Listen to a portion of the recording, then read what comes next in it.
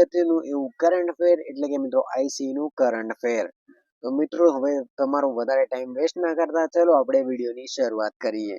પરંતુ મિત્રો વિડીયોની શરૂઆત કરતા પહેલા તમને એક રિક્વેસ્ટ છે કે જો તમે આપણી આ ચેનલની અંદર પહેલી વાર આવ્યા છો તો ખાસ કરીને આપણી આ ચેનલને સબસ્ક્રાઇબ કરી દો અને મિત્રો વિડીયોની નીચે જે સબસ્ક્રાઇબ નું બટન આપેલું છે એના પર ક્લિક કરો, સબસ્ક્રાઇબ કરો અને ફટાફટ મિત્રો વિડીયોને લાઈક કરી દો અને મિત્રો આ વિડીયોની લિંક છે એને તમારા સગા સંબંધી અને જે પણ મિત્રો સ્પર્ધાત્મક પરીક્ષાની તૈયારી કરી રહ્યા હોય એમના સુધી શેર કરી દો, જેથી કરીને મિત્રો એમને સ્પર્ધાત્મક પરીક્ષાના વિડીયો મળી રહે અને મિત્રો એ પણ આવનારી એક્ઝામની અંદર સારું એવું રિઝલ્ટ મેળવી શકે. તો મિત્રો હવે જોઈએ કરંટ અફેર્સના અગત્યના પ્રશ્નો. તો મિત્રો અહીંયા આપેલું છે કે વીક નંબર 11 એટલે કે મિત્રો 11મા અઠવાડિયાનું જે કરંટ અફેર છે તે આપેલું છે અને આપ સૌને ખ્યાલ જ હશે કે આઈસી ના સંપાદક છે મૌલિક ગોધિયા.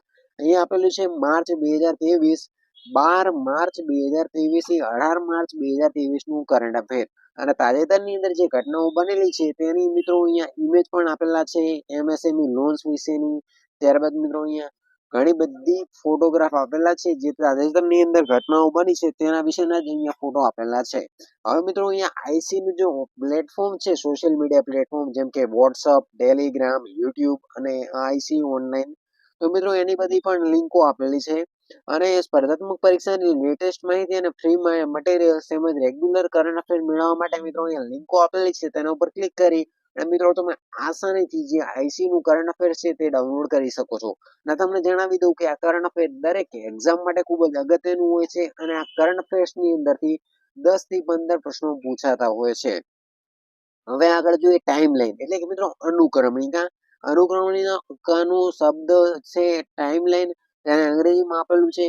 તો 12 માર્ચની દિવસે કઈ કઈ ઘટનાઓ બની તેના વિશે આપેલું છે. 13 માર્ચની, 14 March, 15 March, 16 March, 17 March, 18 March. તો મિત્રો એવી રીતે લાઈનસર બધા જ પ્રશ્નો આપેલા છે. હવે મિત્રો આગળ જોઈએ 12 માર્ચ 2023 અને સન્ડેના દિવસે જે કરંટ અફેર બન્યું હતું તેની વિશેની અહીંયા ચર્ચા આપેલી છે. જેમ કે દિવસ મહિમાની વાત કરીએ તો 12 માર્ચને સાયબર સેન્ટરશિપ વિરુદ્ધ વિશ્વ દિવસ તરીકે ઉજવાય છે. હવે વાત કરીએ એમએસએમઈ સ્પર્ધાત્મક લીન યોજના. તો તાજેતરની અંદર સૂક્ષ્મ લઘુ અને મધ્યમ ઉદ્યોગ મંત્રાલયે ભારતના સૂક્ષ્મ લઘુ અને મધ્યમ ઉદ્યોગો માટે વૈશ્વિક સ્પર્ધાત્મક રોડમેપ પ્રદાન કરવા માટે એમએસએમઈ સ્પર્ધાત્મકતા યોજના શરૂ કરી છે. તેનો ઉદ્દેશ ગુણવત્તા, ઉત્પાદકતા, પ્રદર્શન અને ઉત્પાદકોની માનસિકતા બદલવાની અને તેમને વિશ્વ કક્ષાના ઉત્પાદકોમાં પરિવર્તિત કરવાની ક્ષમતાનો સુધારો કરવાની છે. હવે વાત કરીએ એમએસએમઈ સ્પર્ધાત્મક લીન યોજના. તો લીન દ્વારા એમએસએમઈ ખોટને નોંધપાત્ર રીતે ઘટાડી શકે છે અને ઉત્પાદનકર્તામાં વધારો કરી શકે છે. ગુણવત્તાની અંદર સુધારો કરી શકે છે. હવે સુરક્ષિત રીતે કામ કરી શકે છે અને તેમના બજારોનો વિસ્તાર કરી શકે છે અને અંતે સ્પર્ધાત્મક અને નફાકારક બની શકે છે. આ યોજના હેઠળ એમએસએમઈ 5S, કૈઝન અને કેનબેન, વિઝ્યુઅલ વર્કપ્લેસ, યોકા વગેરે જેવા દુર્બળ ઉત્પાદક સાધનોને પ્રશિક્ષિત અને સક્ષમ લીન કન્સલ્ટના સક્ષમ માર્ગદર્શન હેઠળ બેઝિક, ઇન્ટરમીડિયેટ અથવા એડવાન્સ જેવા લીન વિસ્તારો પર પ્રાપ્ત કરવા માટે અમલમાં મૂકશે. આગળ જોઈએ સરકારી સહાય. તો અમલીકરણ, સપોર્ટ અને કન્સલ્ટન્સીના ખર્ચના 90% ખર્ચ સરકાર દ્વારા ઉઠાવવામાં આવશે ને મહિલાઓ, એસસી એસટી માલિકીના ઉત્તર પૂર્વ પ્રદેશની અંદર સ્થિત એસયુઆરટીઆઈ ક્લસ્ટરનો ભાગ એવા એમએસડબલ્યુ માટે 5% નું યોગદાન આપશે અને તમામ સ્તરો પૂર્ણ કર્યા પછી industry association overall equipment manufacturing OEM સંસ્થાઓ દ્વારા નોંધણી કરાવનાર એમએસએમઈને 5% નું વધારાનું યોગદાન પણ પ્રાપ્ત થશે. આ વિશિષ્ટ સુવિધાઓનો હેતુ ઓઈએમ ઉદ્યોગ સંગઠનોને તેમના સપ્લાય ચેઇન વિક્રેતાઓને પ્રોગ્રામમાં ભાગ લેવા માટે પ્રોત્સાહિત કરવા વિનંતી કરવાનો છે. હવે આગળ જોઈએ લીન. લીન એ શું છે તો કે લીન એ મેન્યુફેક્ચરિંગ છે અને લીન પ્રોડક્શન જેને સરળ રીતે લીન તરીકે ઓળખવામાં આવે છે ને જે ઉત્પાદન પ્રથા છે જે અંતિમ ગ્રાહક માટે મૂલ્યની રચના સિવાયના કોઈ પણ ધ્યેય માટે સંશોધનના ખર્ચને નકામા ગણે છે અને તેથી તેને દૂર કરવી યોગ્ય છે. હવે જોઈએ કે લીન મેન્યુફેક્ચરિંગના સિદ્ધાંતો. તો લીન મેન્યુફેક્ચરિંગ ના સિદ્ધાંતોનો સમૂહ નો સમાવેશ થાય છે અને જેનો ઉપયોગ દુર્બળ સિદ્ધાંતવાદીઓ કાઇઝેન દ્વારા કચરો દૂર કરીને ઉત્પાદકતા, ગુણવત્તા અને સમયરેખા સુધારવા માટે કરે છે. હવે વાત કરીએ લીન મેન્યુફેક્ચરિંગના સિદ્ધાંતો વિશે, તો મિત્રો તેની મજબૂત મૂલ્યની ઓળખ છે અને ગ્રાહક માટે મૂલ્યનો અર્થ શું છે તે નક્કી કરવું, તેમાં ગ્રાહકોને શું જોઈએ છે, તેની જરૂરિયાતો શું છે અને તેના માટે ચૂકવણી કરવા માટે તૈયાર છે તે સમજવાનો સમાવેશ થાય છે. હવે વાત કરીએ મૂલ્ય શૃંખલાની અંદર પગલાઓનું મેપિંગ, તો મૂલ્ય સાંકળનો નકશો બનાવવો અને જે ઉત્પાદનનું પ્રદાન કરવા માટે જરૂરી પગલાઓનો ક્રમ છે અને તે કચરો બિનકાર્યક્ષમતાના વિસ્તારોને ઓળખવામાં મદદ કરે છે. હવે વાત કરીએ પ્રવાહની ખાતરી કરવી, મૂલ્ય શૃંખલા દ્વારા કાર્યોના સરળ સિમલેસ પ્રવાહની ખાતરી કરવી, તેમાં અવરોધો અને વિક્ષેપોને દૂર કરવાનો સમાવેશ થાય છે, જે પ્રક્રિયાને ધીમું કરે છે. હવે વાત કરીએ ગ્રાહક પૂલની સ્થાપના, તો પૂલ સિસ્ટમ અમલમાં મૂકવી જે ગ્રાહકની જરૂરિયાતોના આધારે ઉત્પાદકોનું ઉત્પાદન કરે છે અને તે ઇન્વેન્ટરી કચરો ઘટાડવામાં મદદ કરે છે. હાલ વાત કરીએ સંપૂર્ણતા માટે પ્રયત્નશીલ, તો કચરાને ઓળખીને દૂર કરી પ્રક્રિયામાં સુધારો કરીને અન્ય ગુણવત્તાની ખાતરી કરીને નિરંતર પ્રયાસ કરવો. વાત કરીએ કાઇઝેન એક જાપાની શબ્દ છે જેનો અનિવાર્ય અર્થ થાય છે સારા માટે પરિવર્તન અથવા સારા માટે બદલાવ. તેનો ધ્યેય ગ્રાહકને ખામી મુક્ત ઉત્પાદન અને સેવા પ્રદાન કરવાનો છે. હવે વાત કરીએ એકીકૃત શિક્ષણ અથવા શિક્ષણ કાર્યક્રમ, તો national council for teacher education NCTE એ સમગ્ર ભારતની અંદર 57 શિક્ષણ સંસ્થાઓ એકીકૃત શિક્ષણ કાર્યક્રમ ITEP શરૂ કર્યો છે અને આ મોટી પહેલ રાષ્ટ્રીય શિક્ષણ નીતિ 2020 હેઠળ શરૂ કરવામાં આવી છે અને તેને 2021 ની અંદર સૂચિત કરવામાં આવી હતી. તે 4 વર્ષનો dual major bachelor degree programme છે અને જે શિક્ષકોને નવા શાળા માળખાના 4 તબક્કાઓ એટલે કે 5+3+3+4 માટે તૈયાર છે. આગળ વાત કરીએ ITEP શું છે, તો ITP નો ઉદ્દેશ અદ્યતન શિક્ષણ શાસ્ત્ર, પાયાની સાક્ષરતા, સંખ્યા, પ્રારંભિક બાળપણની સંભાળ અને શિક્ષણ, સર્વસમાવેશ શિક્ષણ અને અન્ય બાબતોની સાથે ભારતના મૂલ્યો, નૈતિકતા અને કલા પરંપરાઓની સમજ પ્રદાન કરવાનું છે. આ કોર્સમાંથી પાસ થનારા સંભવિત શિક્ષકો નવા ભારતના ભાવિને ઘડવા માટે 21મી સદીના વૈશ્વિક ધોરણોથી સજ્જ હશે અને આ કોર્સ વિદ્યાર્થીઓને 5 ને બદલે 4 વર્ષમાં પૂર્ણ કરીને એક વર્ષ બચાવશે. હવે વાત કરીએ લાભ વિશે, તો તે અત્યાધુનિક શિક્ષણ પ્રદાન કરશે અને તેનો અર્થ છે કે શિક્ષણ પદ્ધતિઓ અને શિક્ષણ પ્રથાઓમાં ઉપયોગમાં લેવાતી નવીનતમ તકનીકો પ્રદાન કરશે અને વધુમાં તે પાયાની સાક્ષરતા સ્થાપિત કરશે અને પ્રારંભિક બાળપણની સંભાળ અને શિક્ષણને સમર્થન આપશે. હવે જોઈએ કે ITEP માં આવરી લેવામાં આવેલા પાયાની સાક્ષરતા અને સંખ્યા, તે કૌશલ્ય અને વ્યૂહરચનાઓ છે જેનો ઉપયોગ બોલવા, વાંચન, લેખન અને વિચારોના અર્થઘટનમાં થાય છે અને મૂળભૂત આંકડાકીય કુશળતાઓની અંદર મૂળભૂત ગાણિતિક પ્રક્રિયાઓ નો સમાવેશ થાય છે, જેમ કે બાદબાકી, સરવાળો અને ગુણાકાર ને ભાગાકાર.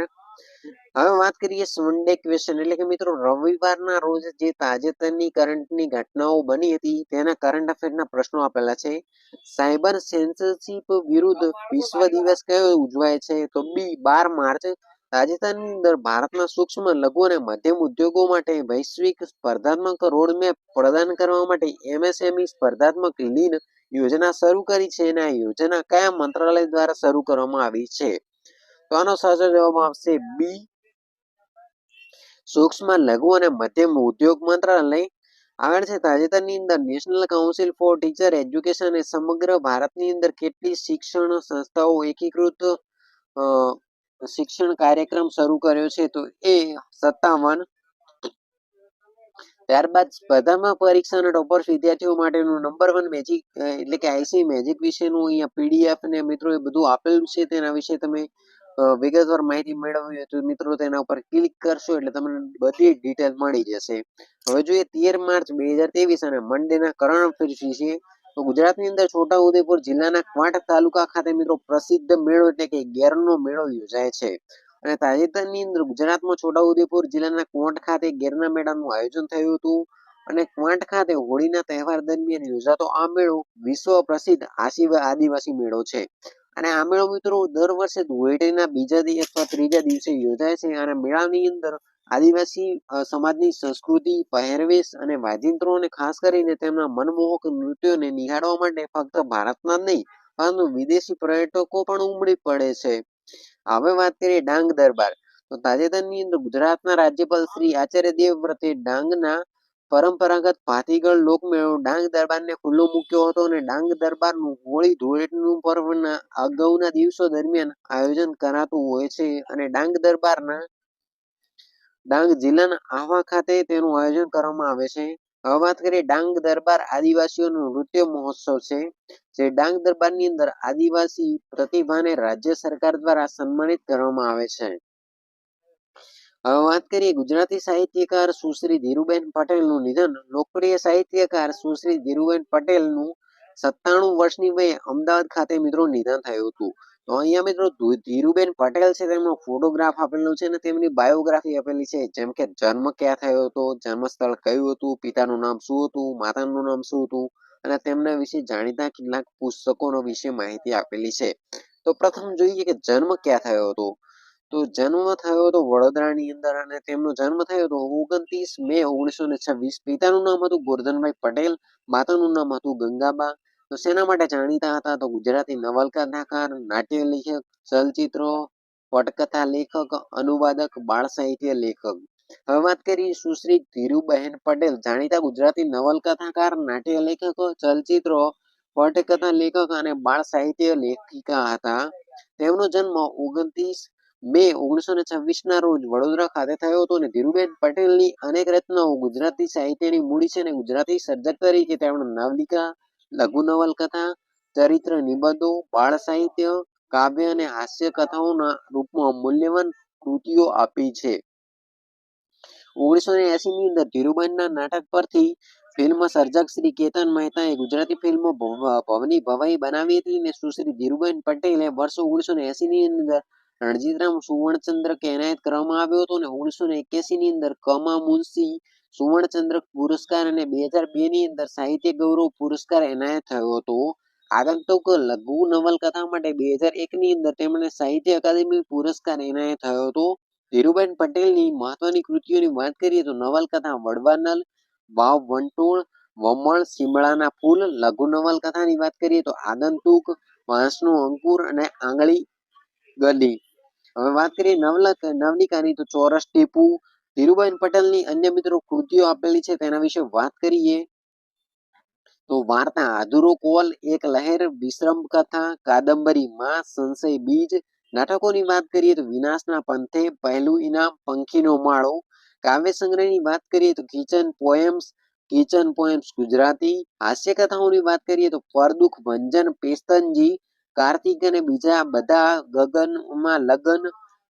એકાંકીની વાત કરીએ તો નમણી નાગરવેલ. બાળ સાહિત્યની વાત કરીએ તો બતકનું બચ્ચું, મિત્રના જોડકણા, મીનુની મોજડી, કાકુ માકુ પૂંછડીની પંચાત, ગાડાના પૈડા જેટલા રોટલાની વાત, ટ્રેન્ડીડાળ. બાળ નાટકોની વાત કરીએ તો અંડેરી ગંડેરી, ટીપેરી ટેન, ગગન ચાંદનું ગધેડું, ગોરો આવ્યો સૂતર ફેણી, આરબ અને ઊંટ, મમ્મી તું આવી કેવી, પાઈ પાઈ.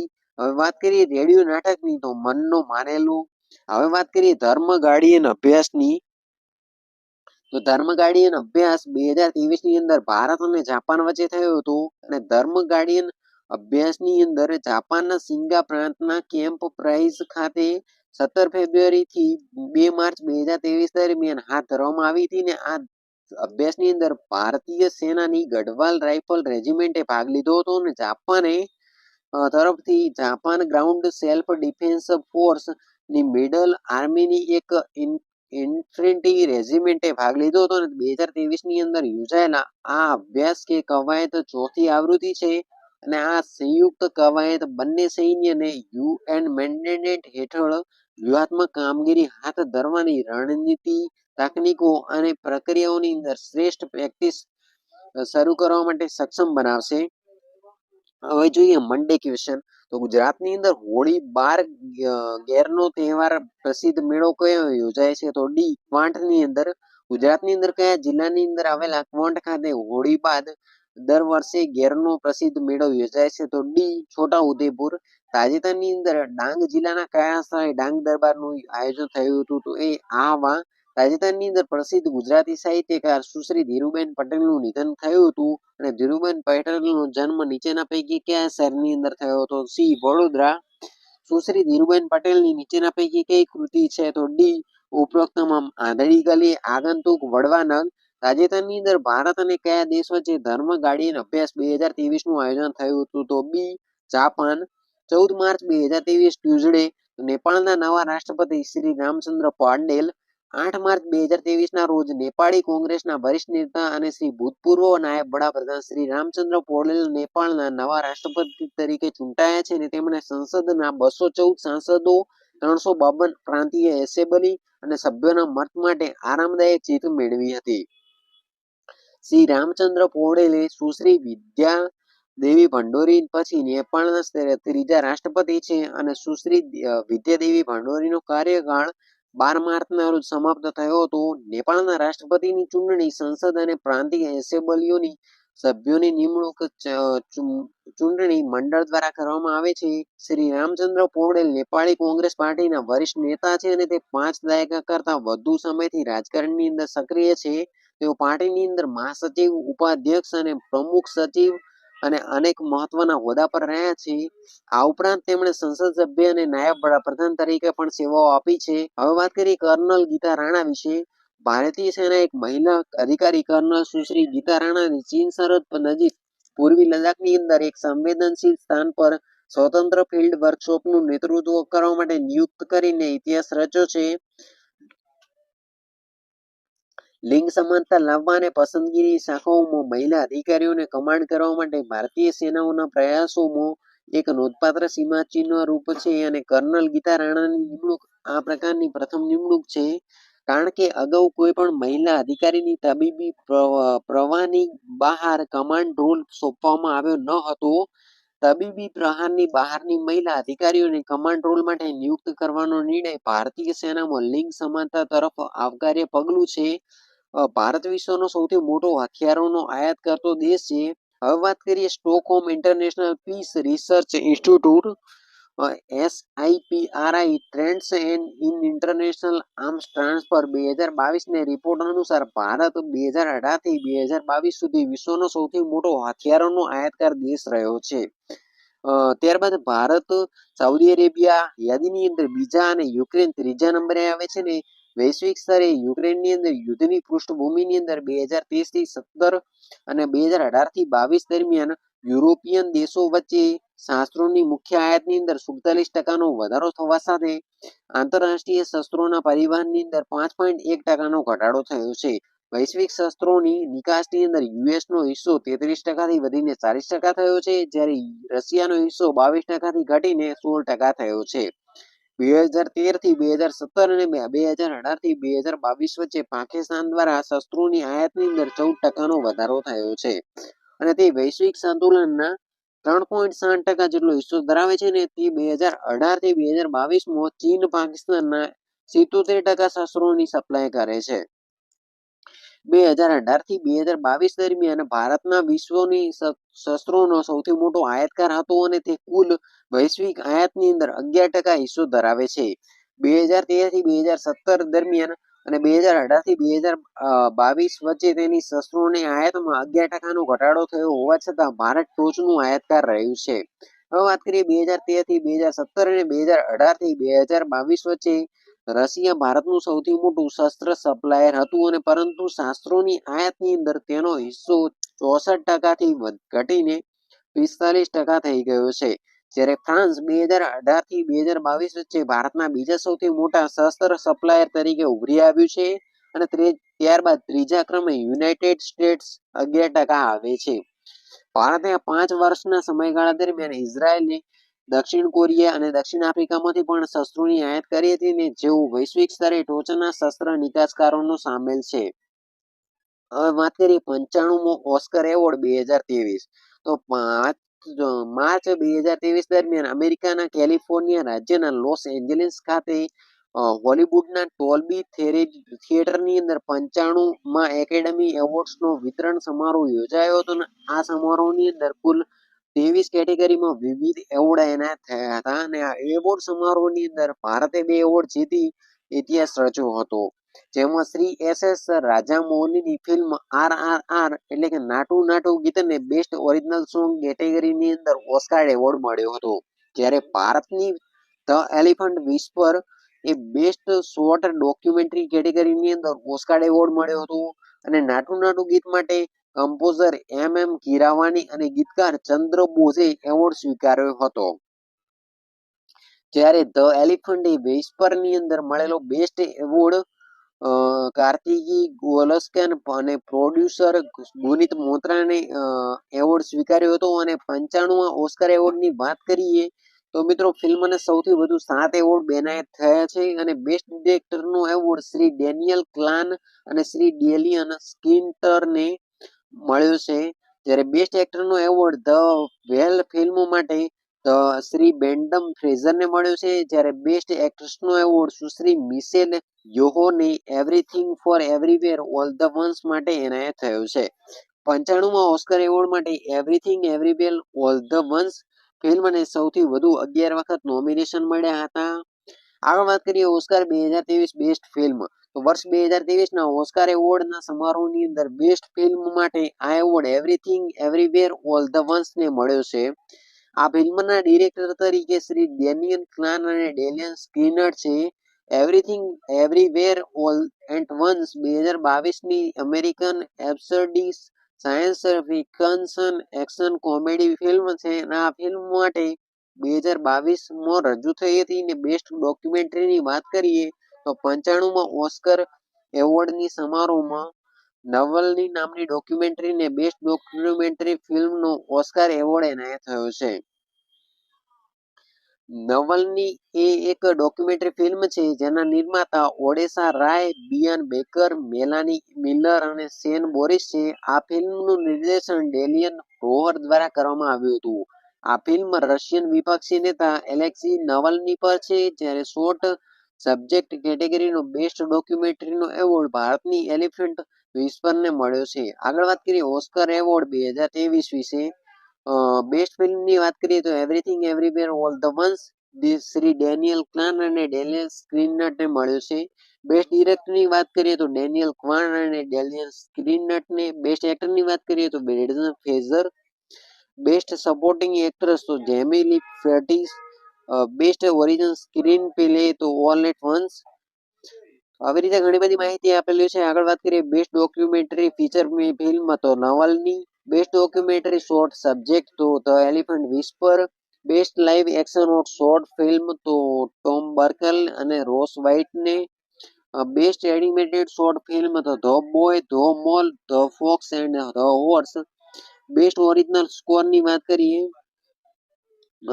બેસ્ટ ઓરિજિનલ સોંગની વાત કરીએ તો નાટુ નાટુ. બેસ્ટ સાઉન્ડની વાત કરીએ તો ટોપ ગન મોવેરિક. બેસ્ટ પ્રોડક્શન ડિઝાઇનની વાત કરીએ તો અહીંયા ઘણી બધી માહિતી આપેલી છે અને બેસ્ટ સિનેમેટોગ્રાફીની વાત કરીએ તો જેમ્સ ફ્રેન્ડ અને સિનેમેટોગ્રાફી માટે એવોર્ડ મળ્યો છે અને બેસ્ટ મેકઅપ અને હેરસ્ટાઇલની વાત કરીએ તો ધ વેલ અને ચીન અને મેરી બ્રેડલીને એવોર્ડ મળ્યો છે. બેસ્ટ કોન્ઝ્યુમ ડિઝાઇનની વાત કરીએ તો બ્લેક પેન્થરા. તો આવી રીતે ઘણા બધા એવોર્ડની આ માહિતી આપેલી છે. હવે વાત કરીએ નોંધ વિશે. ભારતી ઓલ ધ બ્રિસ્ટ નામની ડોક્યુમેન્ટરી બેસ્ટ ડોક્યુમેન્ટરી કેટેગરીની અંદર નોમિનેશન કર્યું છે અને નાટુ નાટુ ગીતને golden globe award critics choice award બાદ આ ત્રીજું મોટું આંતરરાષ્ટ્રીય સન્માન મળ્યું છે. આગળ વાત કરીએ RRR 2022ની ભારતીય તેલુગુ ભાષાની એક્શન ફિલ્મ છે અને તેના ડિરેક્ટર શ્રી એસ રાજામૌલી છે. શ્રી એસ રાજામૌલીએ શ્રી વિજય પ્રસાદ સાથે ફિલ્મનું સહલેખન કર્યું હતું અને આ ફિલ્મની અંદર 1920ની દાયકાની અંદર એક કાલ્પનિક વાર્તા છે જે ભારતીય સ્વતંત્ર સેનાનીઓને શ્રી અલ્લરી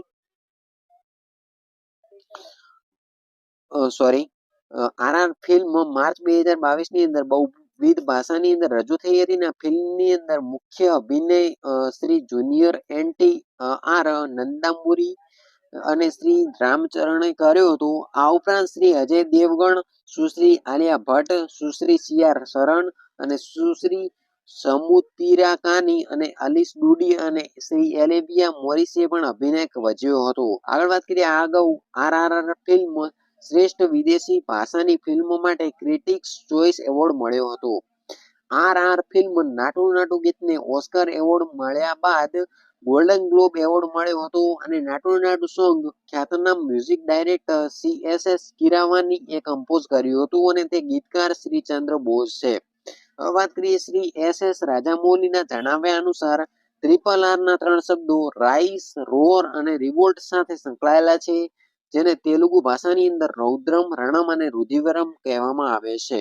હવે વાત કરીએ ધ એલિફન્ટ વિસ્પરની, તો ધ એલિફન્ટ વિસ્પર 2022ની તમિલ ભાષાના શોર્ટ ડોક્યુમેન્ટરી ફિલ્મ છે અને આ ફિલ્મ સુશ્રી કાર્તિકી ગોલાન્બિસ દ્વારા નિર્દેશિત છે અને સુશ્રી ગુમિત મોંગા દ્વારા નિર્મિત છે. ડોક્યુમેન્ટરી ફિલ્મ એક દંપતી અને અનાથ બાળક હાથી રઘુ અને વચ્ચેના બંધન વિશેની છે અને આ એક પ્રાણી સંવેદનશીલ ટૂંકી ફિલ્મ છે અને તે બતાવે છે કે પ્રાણીઓ પ્રત્યે માનવીએ કેટલું સતર્ક અને સંવેદનશીલ હોવું જરૂરી છે. વાત કરીએ ઓસ્કાર એવોર્ડની, તો ઓસ્કાર એવોર્ડ્સની એકેડમી એવોર્ડ તરીકે પણ ઓળખવામાં આવે છે અને જોકે તેને ખરું નામ એકેડમી ઓફ મેરિટ એવોર્ડ તરીકે ઓળખવામાં આવે છે. અને ઓસ્કાર એવોર્ડ એ મિત્રો ફિલ્મ ફેસ્ટિવલ ક્ષેત્રનો સૌથી બેસ્ટ અને વિશ્વનો સર્વોચ્ચ એવોર્ડ છે. Academy of motion picture arts and sciences એટલે કે AMPAS દ્વારા આ એવોર્ડ એનાયત કરવામાં આવે છે. સૌપ્રથમ વખત આ એવોર્ડ 16મી મે 1929 ના રોજ એનાયત થયો હતો અને ઓસ્કાર એવોર્ડ વિજેતા ભારતીય વ્યક્તિની વાત કરીએ તો શ્રીમતી ભાનુ અથૈયા 1981 ની અંદર મળ્યો હતો. તેમની ફિલ્મ હતી ગાંધી. સત્યજીત રેને મળ્યો હતો 1992 ની અંદર. શ્રી રેસુલ પુકુટીને મળ્યો હતો 2009 ની અંદર અને તેમની ફિલ્મ હતી સ્લમ ડોગ મિલિયનર. અને શ્રી AR રહેમાનને મળ્યો હતો 2009 ની અંદર, તેમની પણ ફિલ્મ હતી સ્લમ ડોગ મિલિયનર. શ્રી ગુલજારને મળ્યો હતો 2009 ની અંદર અને શ્રી MM કિરવાણીને મળ્યો હતો 2023 ની અંદર અને સુશ્રી કાર્તિકી ગોલાન્સ્વિક્સને મળ્યો હતો 2023 ની અંદર. સૌથી વધુ કુલ સ્કોર 26 ઓસ્કર એવોર્ડ વોલ્ટ ડિઝનીએ મળ્યા હતા અને એવોર્ડ જ્યોર્જ બર્નાર્ડ શો એવી એકમાત્ર વ્યક્તિ છે કે જેનો ઓસ્કાર અને નોબલ એમ વિશ્વ કક્ષાના બંને એવોર્ડ જીતી ચૂક્યા હોય. શ્રીમતી ભાનુ અથૈયા ઓસ્કર એવોર્ડ વિજેતા પ્રથમ ભારતીય વ્યક્તિ છે અને તેમણે ઈસવીસન 1983 ની અંદર ગાંધી ફિલ્મ માટે બેસ્ટ કોસ્ચ્યુમ ડિઝાઇનની કેટેગરીમાં આ એવોર્ડ એનાયત થયો હતો.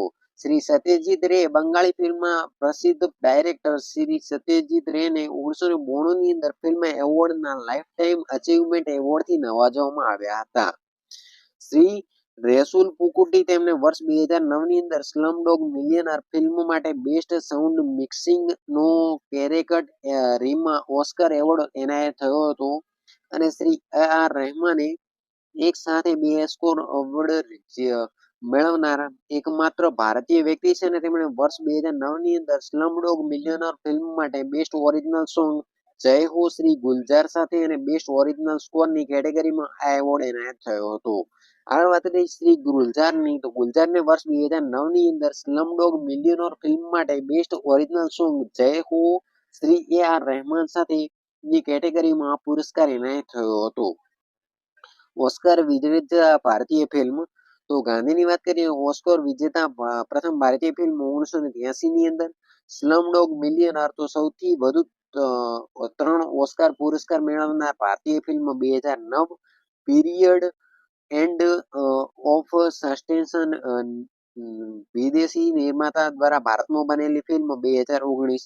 ત્યારબાદ મિત્રો મેગા લેક્ચર ગણિતનું આપેલું છે અને તેના માટેનું મિત્રો અહીંયા જે બેચ તૈયાર કરવામાં આવી છે તેના વિશેની માહિતી આપેલી છે. હવે મિત્રો વાત કરીએ ટ્યુઝડે કરંટ અફેર્સના ક્વેશ્ચન વિશે, એટલે કે મિત્રો સન્ડે, મંડે અને ટ્યુઝડે એટલે કે મિત્રો મંગળવારના કરંટ અફેર્સના પ્રશ્નો. તાજેતરની અંદર શ્રી રામચંદ્ર પૌડેલે કયા દેશના રાષ્ટ્રપતિ તરીકે ચૂંટાયા છે? તો બી નેપાળ. તાજેતરની અંદર ભારતીય સેનાએ એક મહિલા અધિકારી ખાલી જગ્યાને ચીન સરહદ નજીક પૂર્વ લદ્દાખની અંદર એક સંવેદનશીલ સ્થાન પર સ્વતંત્ર ફિલ્ડ વર્કશોપનું નેતૃત્વ કરવા માટે નિયુક્ત કરીને ઇતિહાસ રચ્યો છે. તો કર્નલ ગીતા રાણા. તાજેતરની અંદર પ્રસિદ્ધ થયેલા સિપરી રિપોર્ટ અનુસાર કયો દેશ 2018 થી 2022 સુધી વિશ્વનો સૌથી મોટો હથિયાર આયાતકાર દેશ રહ્યો છે? તો એ ભારત. માર્ચ 2023ની દરમિયાન કેટલામાં ઓસ્કાર એવોર્ડનું આયોજન થયું હતું? તો ડી. તો મિત્રો અહીંયા આપેલું છે 95મો. અમેરિકાના લોસ એન્જલસ ખાતે આવેલા કયા થિયેટરની અંદર 95મો ઓસ્કાર એવોર્ડ સમારોહ યોજાયો હતો? તો સી. ડોલ્બી. વર્ષ 2023ની અંદર કઈ ફિલ્મને સૌથી વધુ ઓસ્કાર એવોર્ડ મળ્યા છે? તો C. Everything everywhere all the once. ત્રીજું છે કે વર્ષ 2023ના ઓસ્કાર એવોર્ડ સમારોહની અંદર કઈ ફિલ્મને બેસ્ટ ફિલ્મનો એવોર્ડ એનાયત થયો હતો? તો એ everything everywhere all the once. આગળ વાત કરીએ, વર્ષ 2023ની અંદર બેસ્ટ ડિરેક્ટરનો એવોર્ડ કોને એનાયત થયો હતો? તો એ શ્રી ડેનિયલ ક્લાન અને ડેનિયલ સ્ક્રીનર્ટને. વર્ષ 2023ની અંદર બેસ્ટ એક્ટરનો એવોર્ડ કોને એનાયત થયો હતો? તો બી. બ્રેન્ડન ફ્રેનરને.